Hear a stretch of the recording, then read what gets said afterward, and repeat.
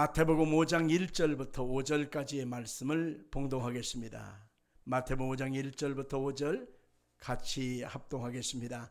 예수께서 무리를 보시고 산에 올라가 앉으시니 제자들이 나온지라 입을 열어 가르쳐 이르시되 심령이 가난한 자는 복이 있나니 천국이 그들의 것이며 애통하는 자는 복이 있나니 그들이 위로를 받을 것이며 온유한 자는 복이 있나니 그들이 땅을 기업으로 받을 것이며. 아멘.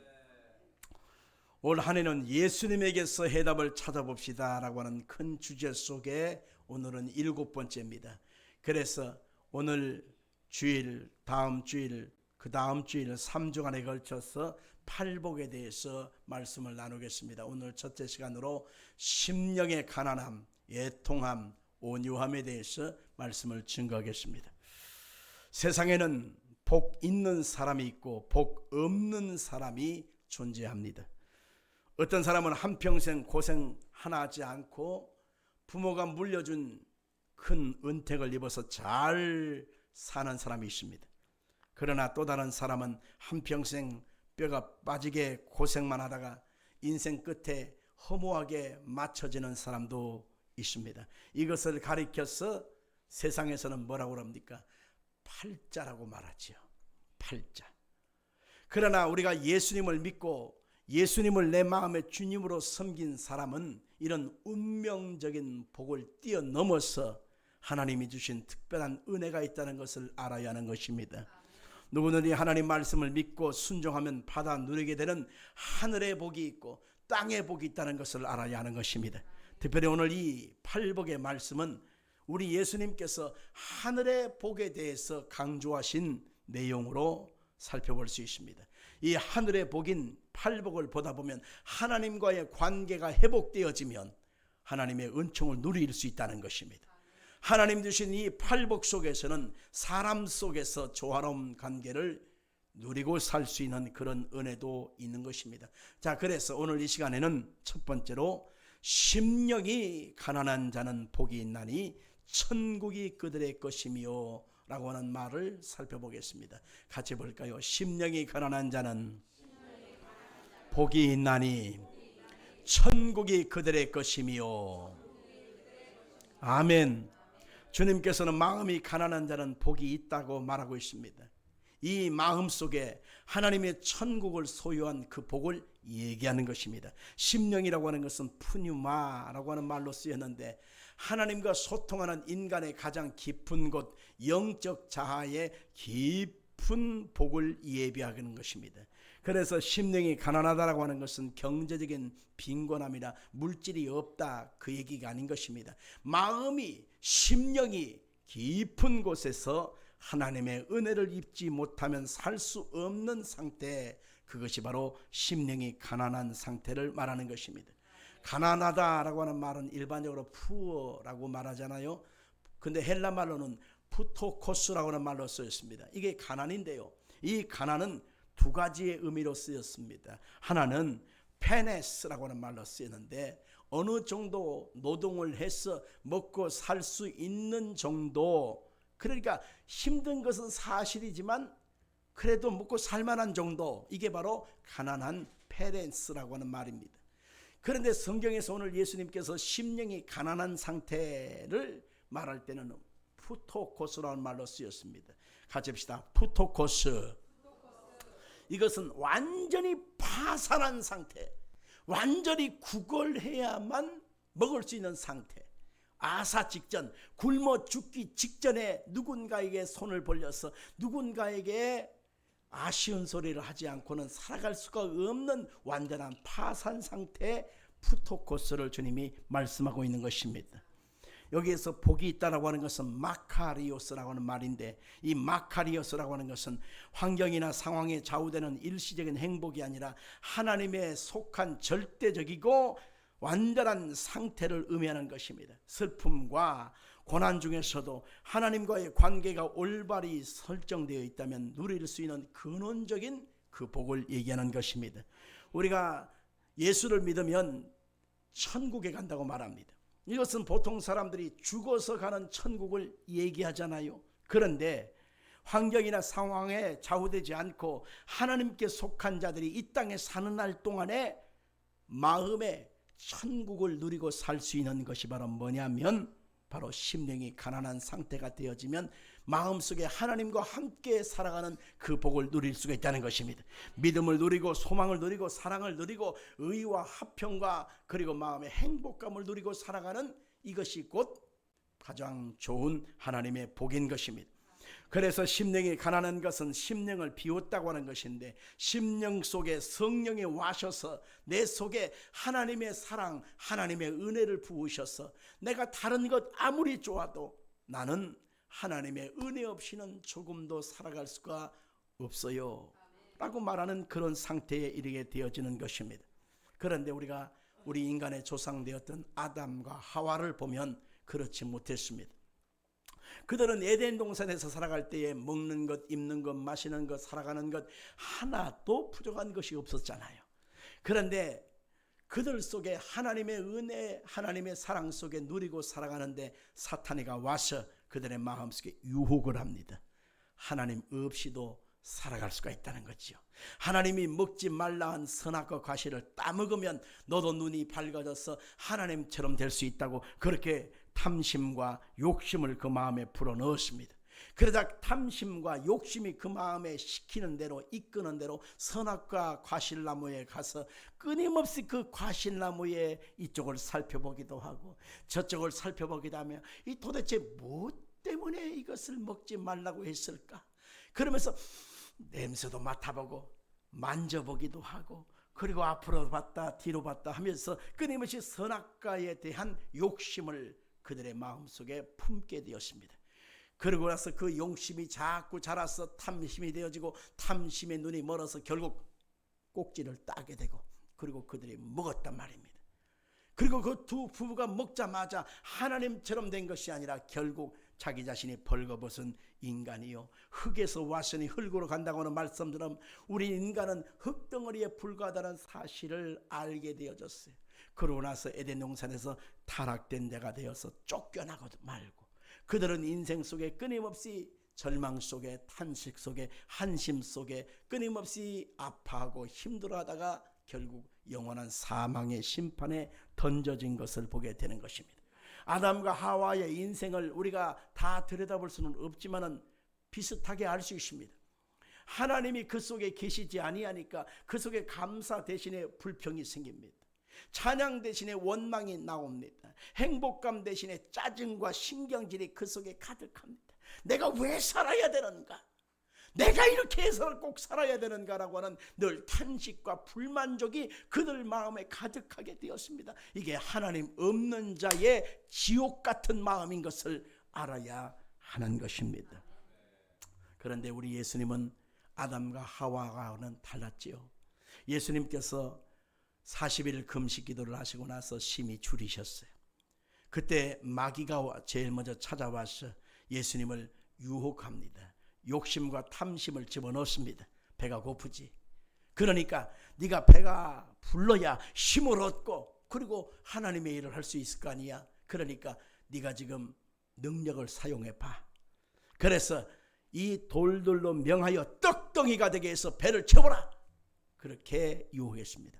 그때 예수님께서는 어떻게 반응하셨습니까? 사람이 떡으로만 사는 것이 아니요 하나님의 입에서 나오는 말씀으로 사는 것이다. 물리쳐버렸어요. 두 번째 유혹은 뭐냐면 성전 높은 곳에서 뛰어내리라. 그러면 사람들이 다치지 않는 너를 보고서 추앙할 것 아니냐. 그렇게 유혹을 했습니다. 그때 예수님이 어떻게 반응하셨습니까? 주 너희 하나님을 시험하지 마라. 쫓아내버렸습니다. 세 번째 시험은 천하만국 영광을 보여주면서 네가 십자가의 고난을 당하고 비참한 꼴로 죽을 이유가 뭐되느냐. 내가 너한테 줄 테니까 나한테 절 한 번만 해. 이렇게 유혹을 했습니다. 그때 마귀가 시킨 대로 예수님이 하셨나요? 아닙니다. 예수님이 하시는 것은 무엇입니까? 주 너희 하나님을 시험하지 말라 하고 쫓아내버렸습니다. 마태복음 4장 10절의 말씀을 우리 한번 같이 보겠습니다. 이에 예수께서 말씀하시되 사탄아 물러가라. 기록되었을 때 주 너희 하나님께 경배하고 다만 그를 섬기라 하였느니라. 우리의 마음의 탐심과 욕심을 비워버려야 되는데 여러분은 어떻게 비워야 될 수 있을까요? 여러분 스스로 내가 욕심을 갖지 말아야지, 탐심을 갖지 말아야지 해도 나도 눈이 있고 나도 귀가 있고 나도 입이 있고 손과 발이 있는데 왜 욕심이 생기지 않고 내 마음속에 허망한 마음이 들어오지 않을까요? 다 들어와요. 그래서 내 마음에 허망한 마음이 들어오고 비교의식이 들어오고 원망과 불평하게 되면 어느 순간에 있던 기쁨이 박살나버리고 행복한 마음이 다 도망가 버리고 내 자신이 가장 불행한 것처럼 내 자신이 가장 천한 것처럼 왜 사냐 왜 살아 그러면서 내 마음에 끊임없는 정죄감이 들어오게 되어 있습니다. 여러분들 그것이 바로 사탄이가 유혹하는 것임을 알 수 있습니다. 우리의 마음속에 하나님보다 더 큰 욕심과 탐심이 들어와서 내 영혼을 휘잡고 주인으로 탈락할 때 우리가 어떻게 해서 비울 수 있을까요? 우리는 그때마다 하나님 앞에 회개하고 자복하는 수밖에 없는 것입니다. 가집시다. 회개하고 자복합시다. 하나님, 내가 원치 않는 마음을 품었습니다. 주님, 내 마음속에 원치 않는 생각이 들어왔습니다. 주여 예수의 피로 깨끗하게 씻어 주시옵소서. 이게 바로 회개하면 내 영혼이 정화가 되어지고 하나님의 성령이 오셔서 내 영혼 속에 믿음과 담대함과 소망과 행복감을 한없이 하나님이 우리 속에 부어주시는 것입니다. 야고보서 1장 15절, 에베소 4장 18절 말씀 같이 읽겠습니다. 욕심이 잉태한 즉 죄를 낳고 죄가 장성한 즉 사망을 낳느니라. 여기서 잉태했다는 말을 잉태했다는 것은 사람 씨앗을 품은 것이 잉태거든요. 그런 것처럼 이 작은 씨앗이 들어와서 어느 순간에 10달째 되어지면 그 아이가 자라서 분반하게 되어지듯이 욕심과 잘못된 생각이 어느 순간에 작은 것으로 들어오지만 그것이 안에서 꿈틀 자란단 말입니다. 그래서 하나님 계신 자리는 쫓아버리고 내 마음속에 욕심과 탐심과 세상을 향한 끊임없는 죄악을 품게 되어서 그것이 자라게 돼서 죄가 시키는 대로 악한 것이 시키는 대로 내 손과 발이 그대로 움직여서 결국 내 인생이 파탄케 되어진다는 것을 알 수가 있는 것입니다. 에베소 4장 18절 이하를 봅니다.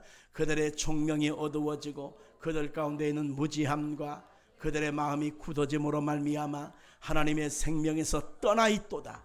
그들이 감각 없는 자가 되어 자신을 방탕에 방임하여 모든 더러운 것을 욕심으로 행하되 라고 했습니다. 욕심과 탐심에 이끌려 살아가면 반드시 거기에는 사탄이가 끊임없이 우리를 끌고 가는 처소가 되는 것입니다.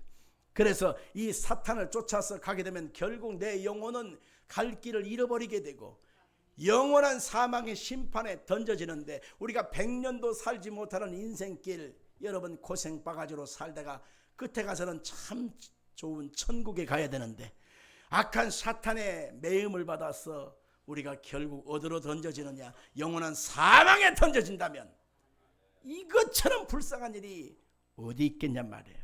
그래서 우리의 마음속에 원치 않는 하나님이 주신 생각이 아닌 생각이 들어오거든 빨리 회개하고 그리고 성령의 이끌림을 쫓아서 우리가 가게 되면 거기에는 생명이 있고 소생함이 있고 살아남이 있고 행복함이 있고 감사가 있고 만족함이 있는 것입니다. 우리는 하나님께 택함을 입은 자이기 때문에 살다 보면 환난과 시험을 만나게 될 때가 많습니다. 하나님은 이런 환난과 시험을 통해서 우리의 마음속에 지금 요구하는 것이 뭐냐면 빨리 네가 하나님께 집중하라. 환난과 시험을 통해서 우리가 하나님을 의지하라, 하나님을 찾아야 산다라고 하는 사실을 우리 가운데 알려주고 있는 것입니다. 그래서 고난당하는 것은 고통의 순간이지만 실상은 고난은 다 나쁜 것이 아니라 결과적으로 이 고난 속에서 하나님께 집중하게 되어지니 천국을 누릴 수 있게 만들어주는 것입니다. 시편 119편 67절, 에베소 4장 22절 시작. 고난당하기 전에는 내가 그릇 행하였더니 이제는 주의 말씀을 지키나이다. 너희는 유혹의 욕심을 따라 썩어져가는 구습을 따르는 옛사람을 벗어버리고 오직 너희의 심령이 새롭게 되어 하나님을 떠나 의와 진리의 거룩함으로 지으심을 받은 새 사람을 입으라. 깨어지고 아파하고 때로는 눈물 흘리는 우리의 심령의 가난한 그런 상태가 거듭된다 할지라도 우리는 버림받은 것이 아니라 예수 그리스도의 은혜 속에 더 깊이 들어가게 된다는 사실을 믿으시길 바랍니다. 많은 믿음으로 사는 사람들이 겪는 공통점은 뭐냐면 외로움이에요. 고독감입니다. 외로움과 이 고독감이 믿음 생활 잘하려고 예를 쓰는 사람들에게 다가오는 공통적인 현상입니다. 아무도 내 마음 알아주는 사람이 없어요. 한 입을 덮고 사는 그 인간도 내 마음 못 알아줘요. 같은 밥상에서 밥을 먹는 우리 식구들도 내 마음 몰라줄 때가 많아요. 왜요? 나는 하나님의 성령으로 살지만 저들은 하나님의 성령보다는 현실 속에서 감각을 가지고 살기 때문에 네 생각과 내 생각이 같을 리가 없지요. 우리가 하나님의 성령의 이끌림을 쫓아서 말씀을 쫓아가고 믿음을 쫓아가고 하나님을 기쁘시게 하는 삶을 쫓아가다 보면 아무도 내 마음 알아주는 사람이 없지만 누가 알아줘요? 하나님이 알아준단 말이에요. 할렐루야. 우리 전도사님이 지난 금요일부터 휴가를 회사에서 휴가 기간을 겪고 있습니다. 금, 토, 일, 월, 화, 수 일주일이잖아요. 일주일. 거기다 이틀 두만 내면 또 연휴가 열흘 가까이 됩니다. 열흘 가까이. 이야, 아이고 그러면서 주일이 가운데 딱 껴가지고 이도 저도 못한다고 푸념하듯이 얘기하는 거야. 가운데 주일이 아니면 나도 그 사람들처럼 해외여행도 가고 나름대로 재미 좀 볼 텐데 가운데 주일이 있어가지고 이러지도 못하고 저러지도 못하고 푸념하는 거야. 그래, 우리는 그렇게 사는 거야. 어쩔 수가 없어. 그렇지만은 누가 알고 계셔? 하나님이 알고 계셔. 상금 많이 받을 거야. 하나님이 많이 칭찬하실 거야. 여러분도 마찬가지입니다. 주일이 가운데 딱 끼면 이러지도 못하고 저러지도 못하고 여기도 못 가고 저기도 못 가고 어찌 보면 조각난 깍두기 먹는 기분처럼 마음이 조금 거시기 할 겁니다. 그래도 여러분들 누가 알고 계셔요? 하나님이 알고 계신단 말이죠. 옆에 손 잡고 우리 인사합시다. 하나님이 권사님을 다 알고 계시고 장로님을 알고 자매님 마음을 다 알고 계시고 형제님 마음을 다 알고 계시고 인사 시작. 아멘. 심령이 가난한 자는 복이 있나니 천국이 저희 것이미로다. 두 번째 예수님이 팔복 중에 말씀한 것은 애통하는 자는 복이 있나니 그들이 위로를 받을 것이며 라고 했습니다. 애통이라고 하는 말은 뭡니까? 자기의 부족함을 알고 탄식하고 슬퍼하는 것을 얘기하는 것입니다.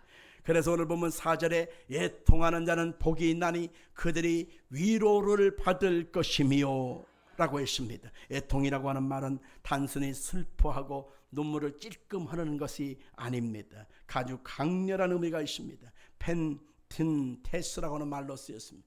펜툰테스는 슬픔을 나타내는 여러 단어 중에서 가장 강렬한 표현인데 죽음 앞에서 겪는 통제할 수 없는 슬픔을 얘기하는데 창자가 애간장에 끊어질 듯한 비통함이 곧 애통해 하는 것이다. 펜툰테스란 말인 것입니다. 그래서 이런 주님을 향한 이 애통하는 마음을 갖고 있는 사람한테는 한없는 하나님의 위로가 온다는 것입니다. 심령이 가난한 자는 영적 파산을 통해서 깨닫게 되어지죠. 자기 인식을 하게 돼요. 그러니까 마음속에 애통해 하면서 하나님을 찾고 나아갈 수밖에 없는 것입니다. 이런 사람한테는 하나님의 위로를 받을 것이며 라고 했습니다. 그저 사람들에게 있는 어떤 입바람 소리 정도가 아니라 하나님이 주시는 위로, 하나님이 주시는 놀라운 사랑을 그 속에 회복할 수가 있다는 것이죠. 그래서 성도들은 무엇에 대해서 애통해야 할까요? 우리 예수 믿는 사람은 감상적인 어떤 그 눈물을 찔끔 흘리고 연속극 보면서 잠깐 웃건 찔끔 흘리는 그게 아니에요. 하나님의 백성들로서 애통해야 한다고 하는 것은 바로 무엇일까요? 그것은 하나님 앞에 자기 자신이 죄를 이기지 못하여 자꾸 죄 때문에 넘어지고 또 넘어지고 회개하고 또 넘어지는 자기의 영혼의 연약함 때문에 하나님 앞에 울어야 한다는 것입니다. 가지 말까요? 자기 자신의 연약함으로 인하여 죄로 인하여 넘어지는 것이다. 그것 때문에 하나님 앞에 믿음에 바로 서지 못한 자기 자신의 연약함으로 인하여 하나님 앞에 애통해야 할 때 하나님의 긍휼이 임하게 되는 것입니다. 또한 예수 믿는 사람이 애통해야 될 것이 뭐냐면 아직도 하나님의 사랑과 하나님의 은혜와 천국을 믿지 못하고 알지 못한 채 살아가는 나의 부모, 형제, 남편, 아내, 자녀들, 며느리 사이 그 가까이 있는 그들의 영혼이 아직도 하나님의 은혜와 사랑을 알지 못하는 것을 보고서 우리는 애통해야 한다는 것입니다. 예수님이 십자가의 고난받기 위해서 예루살렘으로 올라갈 때 많은 여자들이 예수님 불쌍하다고 울면서 쫓아왔잖아요. 그때 예수님이 발걸음을 멈추고 이렇게 말합니다. 예루살렘의 딸들아, 예루살렘의 딸들아, 나를 위하여 울지 말고 너와 너의 자녀를 위하여 울라. 할렐루야. 이렇게 설 명절이 되면 행복한 시간입니다. 가족끼리 만나서 한 상에 둘러서 먹고 마시면서 행복한 시간이죠. 하나님을 찬양하고 예배하고 할렐루야. 은혜 입은 것을 간증하고 할렐루야. 그리고 하나님 앞에 이런 기도 제목 저런 기도 제목을 나누면서 우리 같이 기도하자. 할렐루야. 이랬으면 얼마나 좋겠냐 말이야. 근데 희한한 것은 네 마음 내 마음이 같지가 않아요. 예수 없이 살고자 하는 그들의 말과 생각 속에는 오로지 하나님을 다 포맷해 버리고 그들 속에는 육신의 정욕, 이승의 자랑, 안목의 정욕, 우상 숭배, 술 취함, 방탕함, 음란과 더러움, 세상을 향한 그들의 마음의 지속적인 생각들밖에 없는 것입니다. 그러니 우리가 그들을 보면서 같이 어울리면서 희낙낙거리는 것이 아니라 그들이 그 속에 예수 없다는 것을 발견하고 그들의 영혼을 위하여 울어야 하는 것입니다. 시편 34편 18절 같이 읽겠습니다. 여호와는 마음이 상한 자를 가까이 하시고 중심으로 통회하는 자를 구원하시는도다. 아멘. 한국에 나온 세계적인 과학자 중에 정근모 박사님이라는 분이 있습니다. 이분은 1등이라고 하는 것에 익숙한 그런 인생을 살았어요. 이분은 경기 중고등학교를 수성으로 입학 졸업한 분입니다. 지금은 뭐 학교 평준화니까 별것도 없지만은 옛날에는 시험 봐서 갔거든요. 경기 중고등학교는 한국에서 최고였습니다. 거기를 수석 입학, 수석 졸업. 놀랍시다. 와. 서울대학교를 그분이 또 수석으로 들어가요. 수석으로. 와. 그러고 나서 그분이 입학도 하기 전에 24살에 미국 플로리다 대학교에 거기서 박사학위를 받아요. 와. 24살에. 그리고 24살에 그 양반이 교수로 세워져요. 와. 그 최초 1등 뭐 익숙한 단어예요. 잘 나갑니다. 대단한 사람입니다. 미국 시민권자가 되고 온전하게 세계적인 박사가 돼서 잘 나가던 분이었습니다. 근데 이분이 가정을 이루는데 아들 하나가 그런 일은 없어야 되는데 신부정, 만성 신부정증으로 신장이 부어요. 역할을 못해요. 그러니까 몸이 팅팅 붓는 거예요. 아들 하나가, 어린애가. 그러니 집안에 오면 항상 우한거리가 있으니 웃음이 사라지고 그 많은 1등이 무슨 소용이 있겠어요. 박사님이 되고 교수님이 된 것이 무슨 의미가 있겠어요. 그렇게 하루하루를 사는 것이 막 고통입니다. 왜 내게 저런 아들을 주셔서 내 인생은 이렇게 불행해졌는가 탄식하지 않을 수가 없었어요. 그러다가 누군가에게 전도를 받고 예수님을 믿게 되어지고 하나님께 나가서 기도하면 어떤 병에 걸렸더니 낫게 된다는 것입니다. 할렐루야. 그래서 그분이 주님을 찾게 되는데 거기에서 그가 하나님을 만나게 되고 거듭나게 되어지고 아들과 이 아버지의 그 유전자가 같았어요. 그래갖고 자기의 신장을 띄어서 이식을 해줬는데 100% 딱 성공하게 되어서 아들이 건강을 회복하게 되어졌어요. 그 많은 1등을 갖고 있던 양반이 팍 꺾어져서 인생의 생사화복이 하나님 손에 있구나. 나의 모든 1등은 하나님이 주신 거구나. 이 모든 것은 하나님의 통치 속에 있구나. 그 사실을 발견하고 그가 겸손하게 낮아져서 하나님을 찾는 자가 됐다는 간증을 읽어본 적이 있습니다. 그렇습니다. 애통하는 젊은이가 성공하고 애통하는 사람이 하나님의 은혜와 긍휼이 끊어지지 않는 것입니다. 반면에 애통하지 않는 교만함을 갖고 있는 사람은 결국 그것을 통해서 그 사람이 망하게 된다는 사실도 알 수 있습니다. 세계적인 운동선수도, 세계적인 잘난 사람들, 특별히 우리나라 연예인들 중에서도 예수 잘 믿는 사람이 참 많거든요. 참 많은데 그 중에 제가 한 사람을 제가 간증을 들었습니다. 자, 화면을 보시죠. 누구죠? 가수 인순이 씨입니다. 인순이, 이분이 59년생입니다. 몇 살이죠? 59년생이면 68 되신 분이에요. 근데 이분이 우리가 알다시피 출생 신분이 조금 사연이 좀 있다는 하잖아. 미국 아버지인데 흑인 아버지, 한국 엄마 사이 속에서 태어난 거예요. 나서 보니까 내가 옆에 있는 친구들하고 얼굴이 좀 틀려. 그걸 어린아이일 때는 잘 몰랐어. 초등학교에 들어갔는데 저 경기도 연천에서 부대 어디 거기서 살았어요. 초등학교에 갔는데 이 초등학교에서 다른 친구들이 놀리는 거예요. 넌 깜둥이, 얼굴이 까매. 나는 그렇게 생각해보지 않았는데 애들이 하니까 가만히 보니까 그것이 인정되었어요. 그래서 집에 와가지고는 마당에다 대야를 떠놓고 물을 다 먹고 쇠수세미를 갖고서 피부를 뻑뻑 긁어대기 시작합니다. 피가 줄줄 나지요. 엄마가 그것을 봤습니다. 왜 그러니? 엄마 친구들이 놀려 까맣다고 이렇게 수세미로 문지르면 나도 다른 친구들처럼 그런 피부를 갖지 않아야 할까 하면서 얘가 울더라는 거예요. 어떻게 말할 수가 없는 엄마는 그 인순이를 붙잡고 같이 울었어요.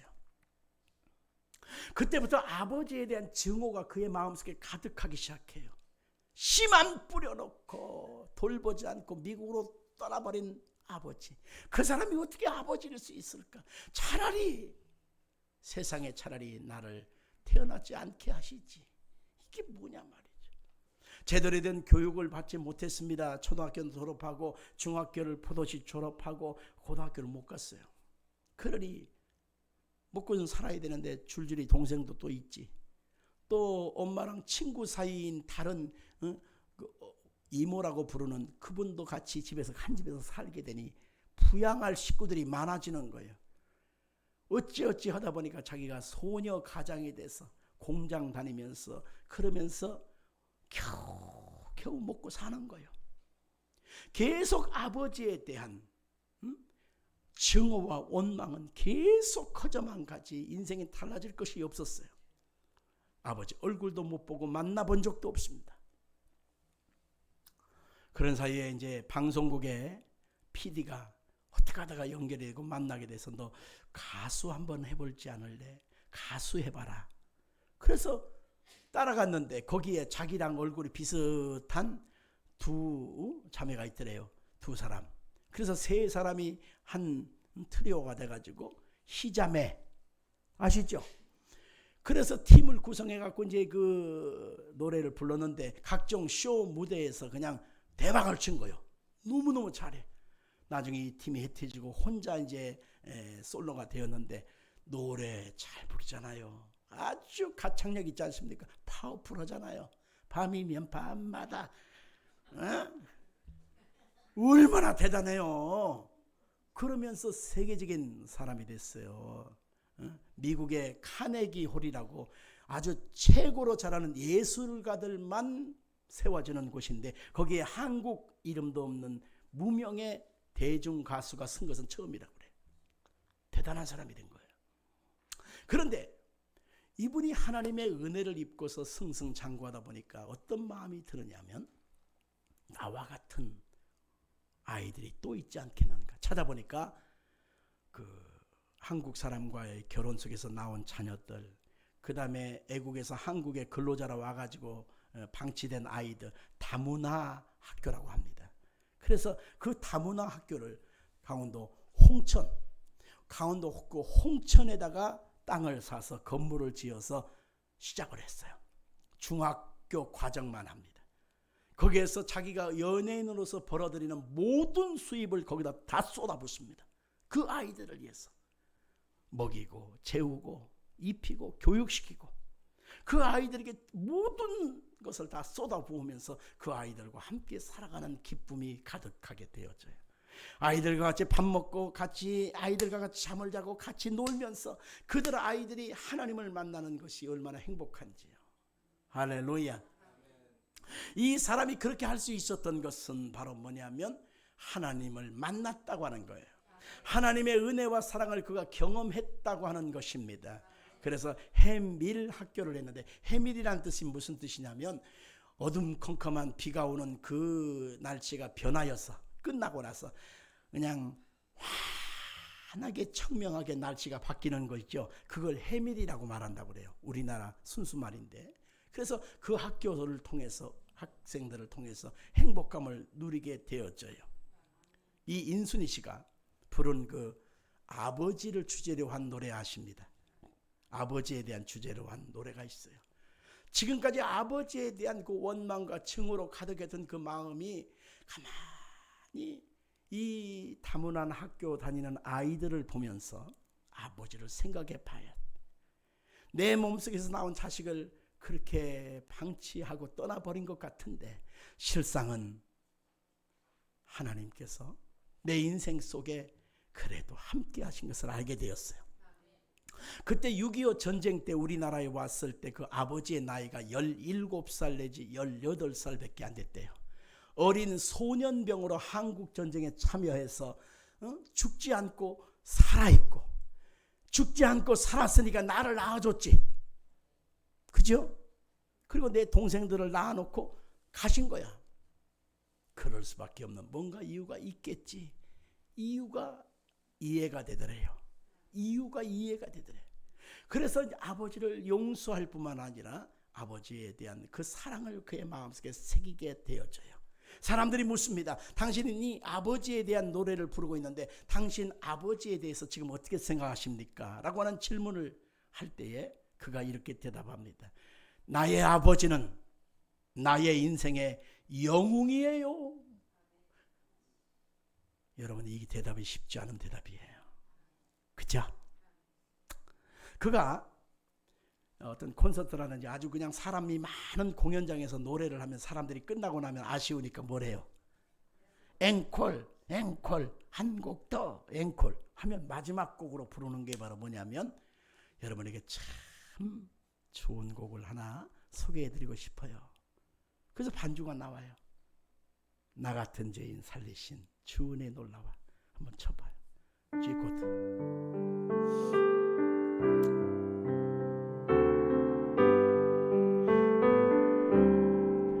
나 같은 죄인 살리신 주 은혜 놀라워.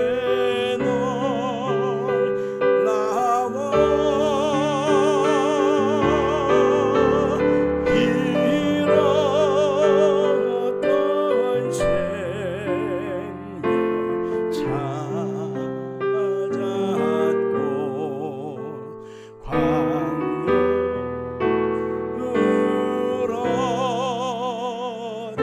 얻었네. 이 찬양을 마지막으로 부르면서 이렇게 말을 합니다. 여러분들, 사랑한다고 하는 말을 미래형으로 머물지 마세요. 사랑한다고 하는 말을 현재에 고백해 보세요. 참 은혜로워. 언제 한번 우리 교회 와서 꼭 간증 좀 들었으면 좋겠어. 성도 여러분들, 주님을 통해서 만난 자는 애통해하고, 애통하는 그 순간에 주님의 위로가 내 속에 찾아오기도 하고, 결국 그것을 통해서 사랑하는 사람으로 바뀌어질 수가 있단 말이에요. 내 힘으로는 용서가 안 되고 내 힘으로는 원망 불평의 삶을 벗어버릴 수가 없지만, 내 속에 들어와서 함께 하시는 하나님이 내 속에 놀라운 위로와 소망과 사랑으로 역사해 주시는 것입니다. 우리가 팔복 중에 오늘 세 번째, 온유한 자는 복이 있나니 그들이 땅을 기업으로 받을 것이며 라고 했습니다. 상식적으로 생각하면 사납고 힘세고 무자비한 자가 폭력으로 땅을 다 차지할 것처럼 생각합니다. 반대로 착하고 마음이 부드럽고 따뜻하고 양보하는 사람이 땅을 다 잃어버리는 그런 인생처럼 생각합니다. 그러나 사나운 자는 현재의 이익을 손에 얻은 것 같지만 하나님이 함께하지 않습니다. 양보하고 빼앗기고 온유한 자가 잃어버린 것 같지만 하나님이 함께 하시기 때문에 결국 그것을 차지하는 축복의 역사가 있는 것입니다. 하나님은 문을 열면 닫을 자 없고 닫으면 열 자가 없고, 하나님이 높이면 낮출 자가 없다고 말하고 있는 것입니다. 그래서 온유한 자, 이 온유한 자라고 하는 말은 프라에이스라고 하는 말로 쓰였는데 세 가지 배경 이야기가 있습니다. 하나는 길들여진 야생마를 뜻할 때 말합니다. 야생마가 자기 잔등에 누군가를 태우기를 거부하고 막 뛰고 달리고 난리가 나는데, 융한 조련사에 의하여 그 야생마가 잘 길들여져요. 잘 조련을 당합니다. 그러면 자기의 잔등의 주인을 태우고 천리를 뛰어가는 천리마가 되지 않습니까? 또 한 가지는 적절한 분노를 가리킬 때 말하는 건데, 지나친 분노나 전혀 화를 내지 못하는 그런 상태가 아니라 불의 앞에서는 하나님의 뜻대로 움직이는 절제되어진 인격, 그게 바로 온유한 자다라는 뜻입니다. 세 번째 뜻은 바로 뭐냐면 약이 되는 독 말합니다. 그래서 우리 몸속에 독을 그대로 집어넣으면 죽을 것 같지만 그 독성 그 자체가 또 다른 독을 죽여서 살리게 되는 역사가 있지 않습니까? 우리 한국 사람들이 먹는 음식 약초 중에 많이 있습니다. 명이나물이 그렇습니다. 명이나물은요 그냥 먹으면 독약이에요. 독조입니다. 그러나 우리 조상들은 그것을 삶아서 간장에 졸여서 먹으면 아주 맛있지 않습니까? 얼마 전에 먹은 걸로 기억하는데, 미나리도 그렇습니다. 미나리도 독초예요. 그런데 우리는 삶아서 데쳐서 무쳐서 먹으면 기가 막히잖아요. 두릅, 그것도 독초입니다. 그런데 그 두릅을 데쳐서 삶아서 독 뺀 다음에 먹으면 우리한테 좋은 음식이 되어지듯, 우리가 독기 많은 인생이 하나님의 은혜를 입어서 온유한 자가 되어지면 가장 복되고 아름다운 인생으로 살아갈 수가 있다고 하는 것입니다. 이런 사람은 땅을 기업으로 받을 것임이라고 했는데, 단순히 무언가를 쟁취하는 것이 아니라 상속받다고 하는 의미인 것입니다. 노력의 산물이 아니라 하나님이 선물로 땅을 주신다라고 하는 것입니다. 그러면 이 땅은 뭐냐? 이 땅에서 아파트를 얘기하는 것이냐, 문전옥답 아주 좋은 땅을 얘기하는 것이냐? 아닙니다. 여기서 말하는 것은 부동산의 개념이 아니라 이것은 바로 하나님이 통치하시는, 하나님이 다스리시는 킹덤 오브 갓, 하나님의 나라가 내 속에 임한다는 것입니다. 하나님의 통치가 내 속에 임하셔서 내 가정이 복음화되어지고, 내가 하는 일마다 하나님의 통치가 이루어지고, 내가 가는 곳마다 하나님의 통치가 이루어져서 온유한 자가 가는 곳마다 그 지경이 넓혀지는 역사가 나타난다는 것입니다. 그래서 우리 속에 온유함의 신앙, 하나님께 길들여진, 다스려진, 통제되어진 믿음의 삶을 사는 것이, 그래서 복이 있다고 성경은 말하고 있다라고 하는 것입니다. 그런데 팔복의 흐름을 잘 알아야 되는데, 왜 온유한 자를 세 번째 기록했을까요? 심령이 가난한 자는 복이 있나니 천국이 저희 것이며, 애통하는 자는 복이 있나니 저희가 위로를 받을 것이며, 세 번째가 온유한 자는 복이 있나니 땅을 기업으로 받는다고 했잖아요. 단계적인 이어짐이 있습니다. 심령이 가난한 것은 내가 아무것도 아님을 깨닫는 인식의 과정이고, 두 번째 애통하는 것은 내 죄를 슬퍼하고 하나님께 매달린 반응을 얘기하는 것이고, 세 번째 온유한 것은 내가 하나님에 의해 내가 길들여져서 이제 순종하는 인격으로 변화되어지는 과정이기 때문에 세 번째 과정을 얘기하는 것입니다. 결국 하나님 앞에서 하나님에 대한 그 인식과 반응을 겪고 나서 내 자신이 하나님 말씀 앞에 순복하게 되어지면 결국 하나님의 은혜 입은 자로 살아갈 수가 있는 것입니다. 시편 37편 1절 이하를 볼까요? 시작. 악을 행하는 자들 때문에 불평하지 말며 불의를 행하는 자들을 시기하지 말지어다. 그들은 풀과 같이 속히 배임을 당할 것이며 푸른 채소같이 쇠잔할 것임이로다. 아멘. 지금도 이빨을 드러내고 발톱을 내세우고 아주 돌아다니는 호랑이, 사자가 들판이나 아니면 저 산등성이 속에 막 호랑이가 돌아다닌다고 생각해 보십시오. 무서워서 어떻게 살아요? 근데 이렇게 무서운 짐승들은 포수들이 가서 그냥 팡팡팡 싸가지고 다 없애버리잖아요. 몇 마리 잡아다가 동물원에 가둬 놓고 못 나오게 해버리지 않습니까? 그렇습니다. 세상 속에 이렇게 강하고 무시무시한 일들이 많이 생기고 있지만은 하나님께서 알아서 다 교통정리해 주신다는 것입니다. 나는 부족하고 나는 연약하고 내가 아무것도 할 수 없는 무지랭이 같은 모습으로 나 자신이 늘 실망스럽게 느껴질지라도 우리는 탄식하거나 원망할 필요가 없습니다. 왜냐하면 온유한 자는 땅을 차지하리로다. 할렐루야. 호랑이가 더 많습니까? 토끼가 더 많습니까? 사자가 더 많습니까? 아니면 뿅아리들이 더 많습니까? 많습니다. 이빨이 더 강할까요? 혓바닥이 더 강할까요? 이빨은 때가 되면 빠지죠. 근데 죽을 때까지 이놈의 쇳바닥은 빠지지 않고 그대로 그 자리를 지키지 않습니까? 우리 인생도 그렇습니다. 내가 약점 많고 흠 많고 부족한 것 같아도 하나님이 우리와 함께 해 주시기 때문에 결과적으로 승리의 역사가 있다는 것입니다. 역사의 흔적을 통해서도 보면 쌓아온 나라와 민족과 그 모든 정복자들은 다 망했던 것을 알 수 있습니다. 아수르가 망하고 바벨론이 망하고 메데와 파사가 망하고 헬라 로마는 다 망했습니다. 역사에 큰 이정표를 남긴 칭기스칸의 나라 몽골 제국도 역시 망해버렸습니다. 그러나 우리 대한민국 좀 보십시오. 우리나라 5,000년 반만년 역사 속에 우리는요 북쪽에서 아래까지 아래에서 북쪽까지 매일 피난살이를 하도 많이 하다 보니까 인사말이 생겼잖아요. 아침 드셨어요?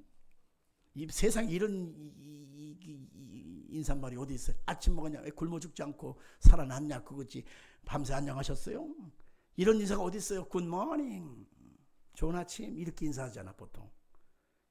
우리 민족은 왜 그렇게 인사를 하느냐? 1000번에 가까운 외적들의 침입 속에서 위에서 내려오면 밑으로 도망가고 밑에서 쳐들어오면 위로 도망가고 우리 역사는 그랬어요. 우리는 제대로 된 옷도 일반 평민들은 못 입어서 그냥 무명 배옷을 입어서 백이민족이라고 그랬잖아요. 제대로 된 수나 제대로 된 염색도 제대로 못했어요. 그건 양반들이 나눈 거고 일반 사람들은 허연 옷 그냥 무명 배옷을 입고 그렇게 살았어요. 이게 좋은 게 아니라 가난한 민족, 힘없는 민족의 상징성이었어요.